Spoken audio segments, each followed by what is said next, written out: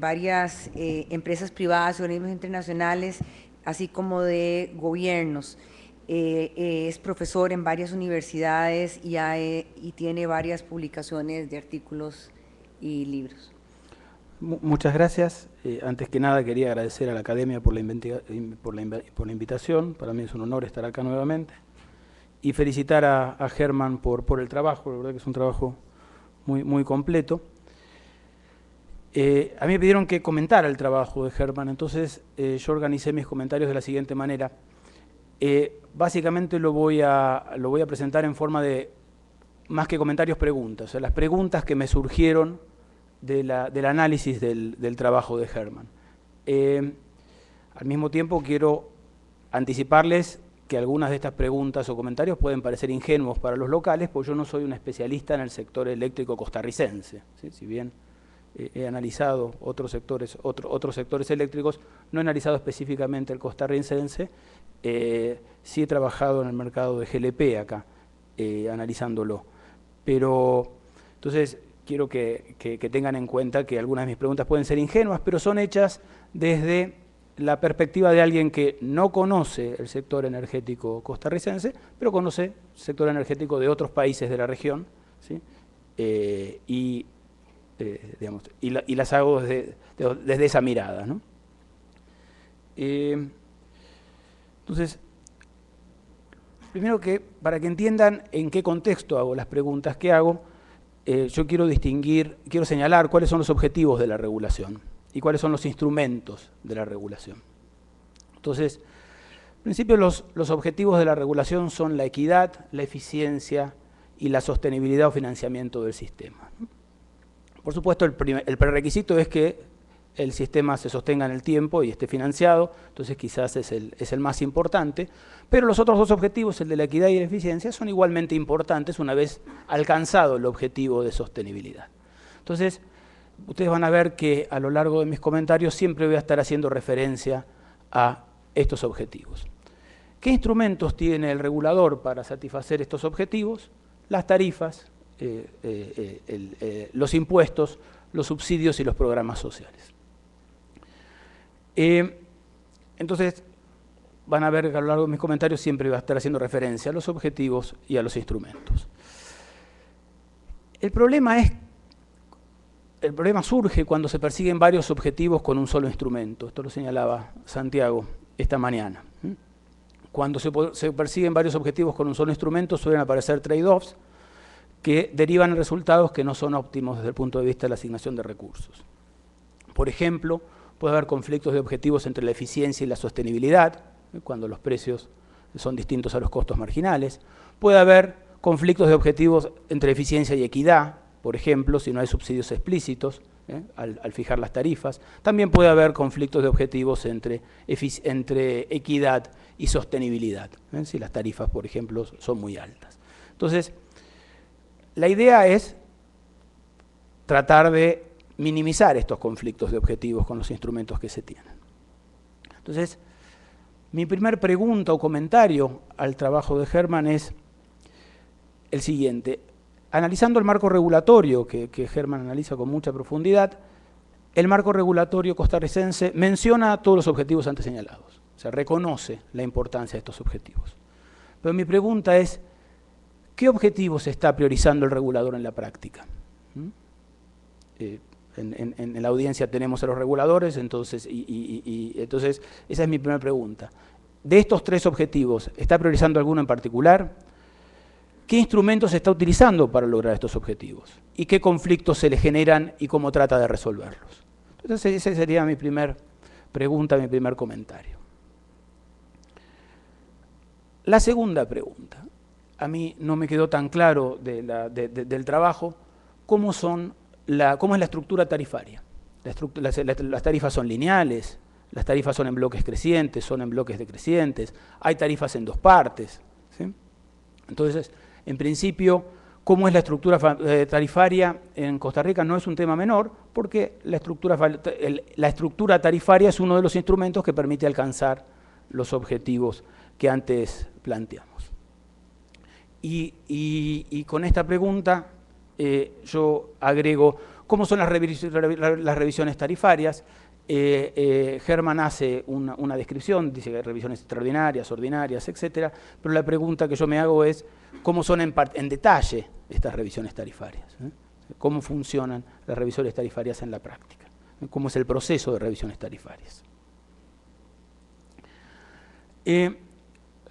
Por lo que surge del trabajo y por lo que se discute en la prensa las últimas semanas, en Costa Rica están preocupados por el nivel de las tarifas. Me pareciera haber alguna discusión al respecto y algún reconocimiento, tanto en la prensa como en el trabajo, de que las tarifas del sector eléctrico costarricense son altas. Como vimos esta mañana, esto repercute en la competitividad del país, porque las tarifas eléctricas son una parte muy importante de los costos de las empresas, y también repercute en el bienestar de los consumidores, porque los consumidores, sobre todo los más pobres, gastan una proporción alta de sus ingresos o de su presupuesto en los servicios públicos.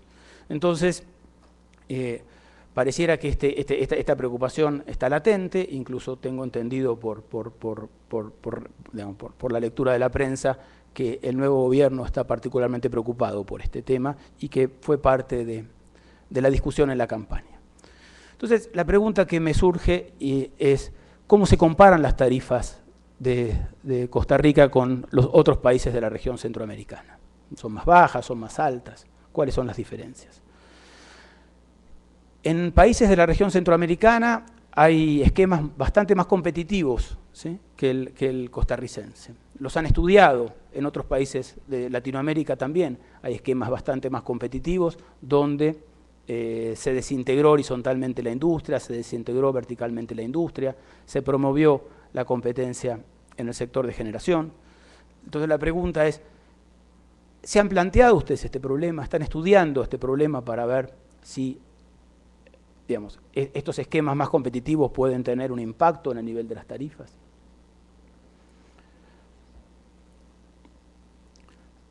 Acá estoy adelantando un poco la respuesta, pero hay, digamos, en otros países han introducido, como les dije yo antes, desintegración vertical y horizontal en la industria y más competencia en generación, porque la generación ha probado ser un segmento donde la tecnología permite que haya competencia. Entonces la pregunta es, ¿están planteándose ustedes que haya más competencia en generación? Porque esto puede ayudar a bajar las tarifas. Hay muchas experiencias que avalan este resultado. El resultado es que la competencia de generación tiene como resultado una caída en el precio mayorista de la electricidad. Y una cosa que me llamó la atención es, quizás lo entendí mal, pero que hay un tope del 30% al sector privado en el sector de generación. Y la pregunta entonces es, ¿qué sentido tiene este tope al 30%, del 30% al sector privado en generación? Quizás yo lo haya entendido mal, pero en principio un tope del 30% al sector privado de generación no iría de la mano con un esquema más competitivo. De alguna manera le estaría poniendo un límite al sector privado, a la participación del sector privado en generación, y realmente me llamó la atención cuando leí esto en el documento. Si bien Germán mostró que la participación del sector privado es alrededor del 20%, si no entendí mal, pero la pregunta es ¿por qué ponerle un límite? ¿Cuál es la lógica? ¿Cuál es la racionalidad de ponerle un límite a la participación del sector privado?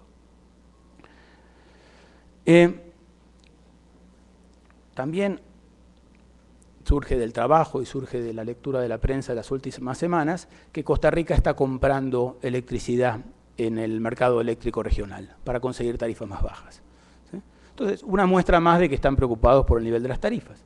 Entonces mi pregunta es, ¿cómo está funcionando el mercado eléctrico regional? Tengo entendido que está avanzando, si bien no está terminado, está avanzando. La verdad es que la integración energética regional puede ser un buen instrumento para ayudar a que bajen las tarifas. Y entonces, ¿cómo están viendo ustedes el desarrollo del mercado eléctrico regional y qué impacto va a tener en el mercado local? Otra de las cosas que surgen del trabajo es que necesitan más oferta para el mediano y largo plazo. También, entonces, fíjense que todas estas cosas que estamos señalando tienen que ver con más competencia y tarifas más bajas en lo posible. Entonces, ¿en qué medidas están pensando para aumentar la oferta a mediano y largo plazo? ¿Sí? ¿Solo están pensando en inversiones públicas, privadas, mixtas? contratas de largo plazo. ¿Cómo están planificando el aumento de la oferta en el mediano y largo plazo para que el mercado funcione mejor o para que el sector funcione mejor? También lo plantea Germán, el mecanismo de regulación tarifaria que utilizan es el de tasa de retorno, ¿sí? Es sabido que este mecanismo no incentiva a las empresas a minimizar sus costos. Han pensado en cambiar a un mecanismo de price cap, o por lo menos analizar cuál sería el impacto que tendría un mecanismo de price cap o un mecanismo híbrido, como los que me señaló Santiago esta mañana. O en su defecto, ¿tienen algún benchmark para que no se trasladen a las tarifas todos los aumentos de los costos, o por lo menos los aumentos de los costos que no se justifican? Entonces, mi pregunta me llama la atención que estén tan, si quieren, tan aferrados al mecanismo de regulación que ustedes tienen, que no tiene nada de malo, por supuesto, quizás sea el correcto, pero la pregunta es si están repensándolo. ¿Sí? Señalaba Santiago esta mañana, y yo coincido con él, en teoría parecía que el price cap es superior, sin embargo en la práctica esto no es necesariamente cierto. Puede ser que esa sea la respuesta, pero la pregunta es, ¿hicieron algún análisis al respecto y llegaron a esta conclusión? Otra de las cosas que me llamó la atención a mí es que el ICE, además de estar presente en el sector eléctrico, también participa en el sector de telecomunicaciones. Esto podría tener, estar presente en ambos sectores podría tener como resultado que haya subsidios cruzados de un sector a otro, ¿sí? En principio, el sector de telefonía se abrió a la competencia en los últimos años y podría haber subsidios cruzados entre un sector y el otro. La pregunta es, ¿esto está pasando? ¿Hay algún mecanismo que evite que esto pase? ¿Hay separaciones de contabilidades hay digamos, contabilidad regulatoria para que esto no pase? El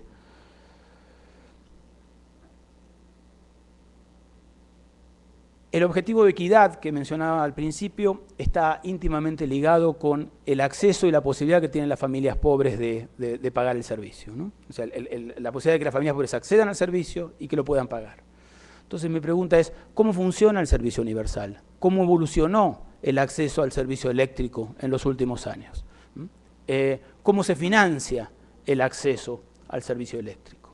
Y finalmente, digamos, también dirigido al objetivo de equidad, tiene un esquema de tarifa social. Tarifa social es una tarifa donde haya un subsidio a los pobres para adquirir el servicio. Entonces, las dos miradas, la de cómo se financia el acceso de los pobres al servicio, cómo se financia el consumo de los pobres del servicio una vez que tienen efectivamente el acceso. Y la última pregunta, que no vi mencionada en el trabajo y que me llamó la atención, pero quizás lo tengan y simplemente no fue analizado.